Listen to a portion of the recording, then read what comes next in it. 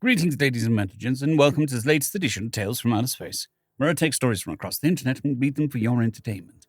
This particular story is called Criticism for the Devil, written by Coyote Havoc. Where are you going to find a lawyer?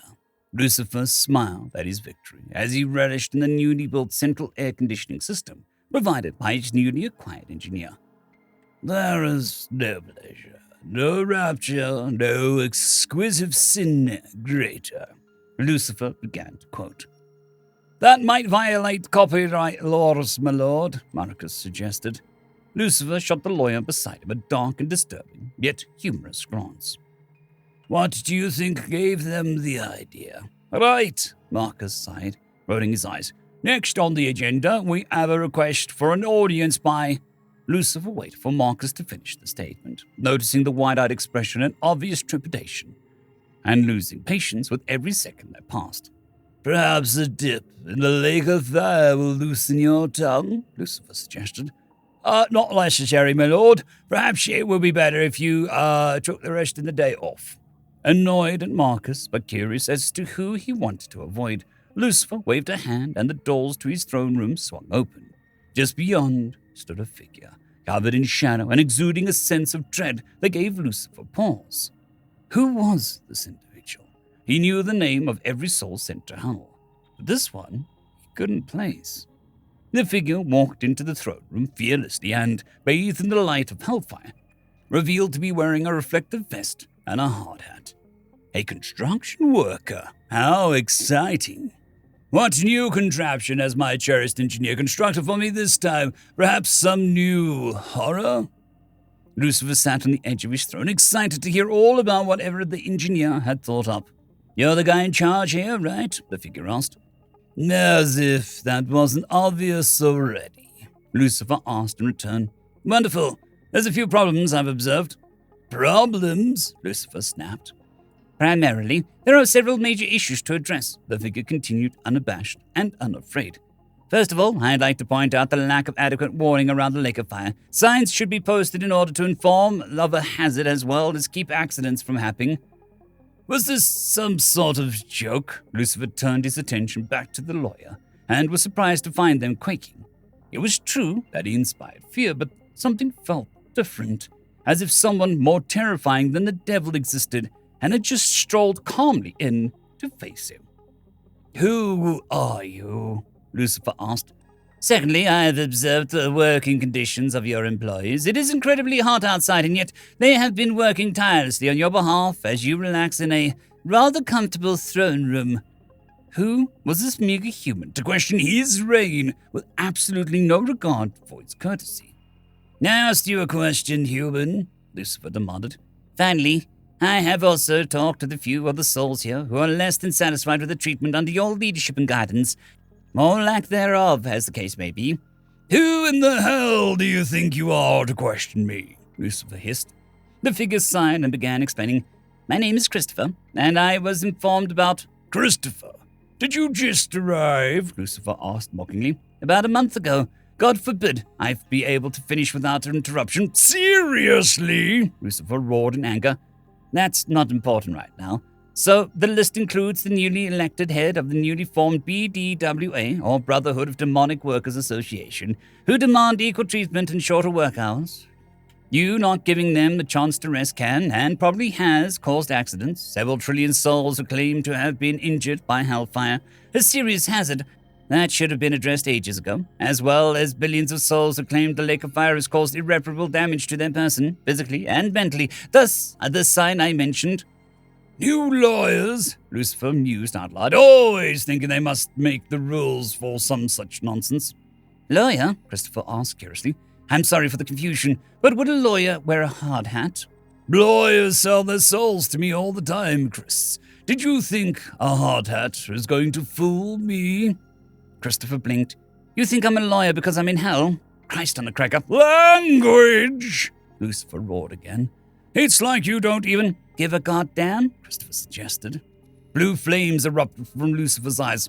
You're doing it on purpose, he accused. We may have gotten sidetracked. No, I am not, nor have I ever been a lawyer. What other explanation is there for you, then? Lucifer replied. I'd bet it's just another pathetic disguise in an attempt to get out of your punishment. Says the guy who lost the golden fiddle to a hillbilly, Christopher fired back. One fracking time, Lucifer held. My lord, Marcus asked. Lucifer redirected his attention to the forgotten lawyer, rage apparent in his unholy visage. What? Well, you see, my lord, Spit it out, Lucifer raged. That case that I was supposed to win, representing Dewey, Pratham, and Howe Construction. Lucifer thought back to the case, the only case a lawyer that had sold his soul to win and still lost. Marcus had considered changing his life around and going back to church, and Lucifer would have none of that, summoning a drunk driver to take him out as he crossed the street that Sunday. Fortunately, several of the witnesses had lost their faith in the process, and it was only fair that, since the deal fell through, his soul served by Lucifer's side as stated in the contract. Marcus was efficient and perfect for any disputes. But it was rather annoying how that one man had completely ruined his case so well. Honestly, what man triplicates paperwork? Oh, no, Lucifer said, almost sheepishly, anger replaced with terror. Yeah, Christopher butted in. I'm with OSHA representative who filed that case. Good to see you again, Marcus. Sorry for the rough break crossing the street, but how's it going for you otherwise?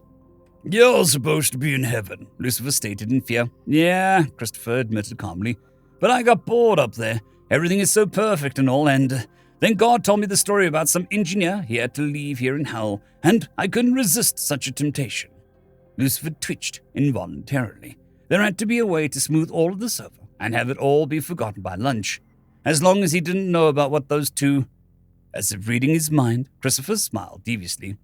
There's also the matter of the two Canadians I'd like to talk about. It involves that air conditioner, the engineer who built it, and being in full control of the temperature down here. Story number 2.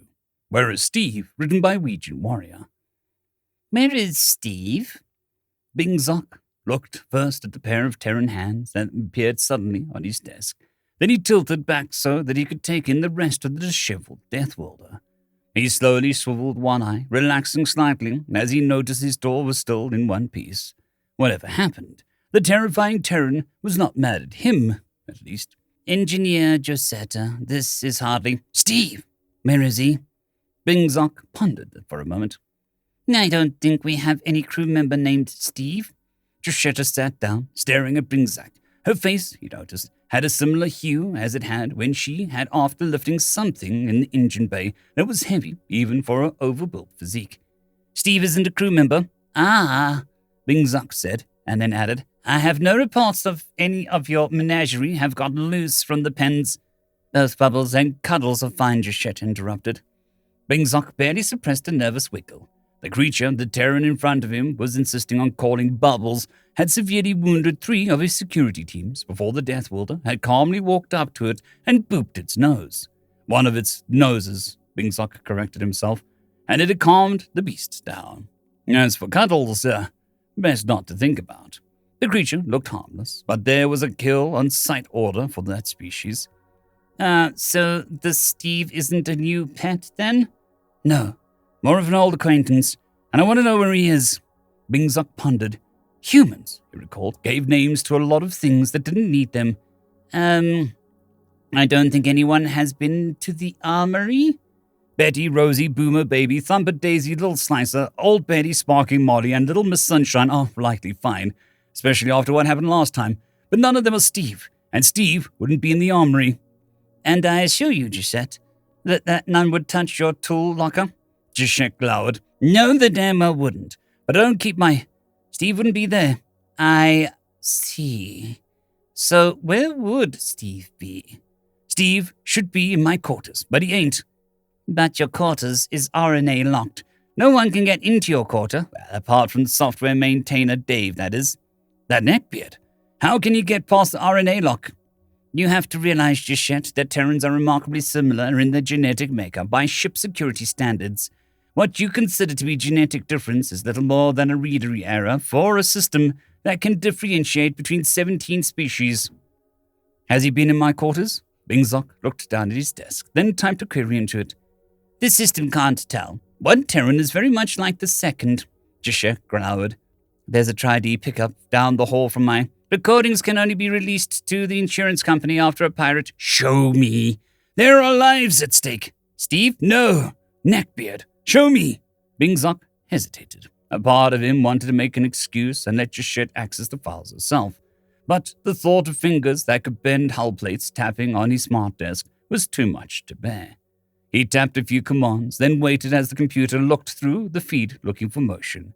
The flickering hologram steadied, and a miniature of a small bipedal figure stepped out of the door to Jachett's quarters, carrying something. Bingzock looked up as he heard Jachette's sharp intake of breath, then shuddered as she went through the door without bothering to let it dilate first. Bingzock reached out with a trembling tendril to make 2 calls, the first one to engineering to have the tech replace his door, the other to medical team, to know 1 or perhaps 2 Terrans were likely to need attention later. End of story. I'd quickly like to thank the T5 peeps: Cold War Boomerwaffen, Severin Cerberus, Bushmaster 177, Henry the Red, Caspar Arnholtz, Cold War Boomerwaffen, Elijah Silvercross, Dragzoon WRE, and Severin Cerberus. Thank you very much.